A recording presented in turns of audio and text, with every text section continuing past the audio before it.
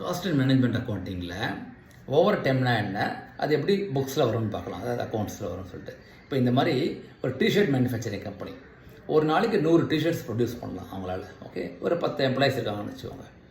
ஆனால் 80 தான் ப்ரொடியூஸ் பண்ணாங்க. ஒரு ஆர்டர் இருக்குது 100 டிஷர்ட்ஸுக்கு அன்றைக்கி ஈவினிங் டெலிவரி பண்ணணும். ஓகே, இப்போ 80 தான் நம்மள்கிட்ட இருக்குது.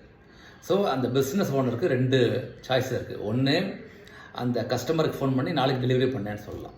இல்லாட்டி எம்ப்ளாயீஸை இன்னொரு 1 or 2 hours எக்ஸ்ட்ரா ஒர்க் பண்ணி அந்த 20 டிஷர்ட்ஸை ப்ரொடியூஸ் பண்ணிடலாம். ப்ரொடியூஸ் பண்ணால் அந்த ஆர்டர் முடிச்சிடலாம். கரெக்டாக? அப்படி செகண்ட் ஆப்ஷனை சூஸ் பண்ணால் அந்த 2 hours ஒர்க் பண்ணான்னு வச்சுக்கோங்க extra, that is called over time. ஓகேயா? இப்போ ஒரு 3-4 பாயிண்ட்ஸ் பார்க்கலாம். First, over time comes under factories act, எழுதிடுங்க. ஓகே.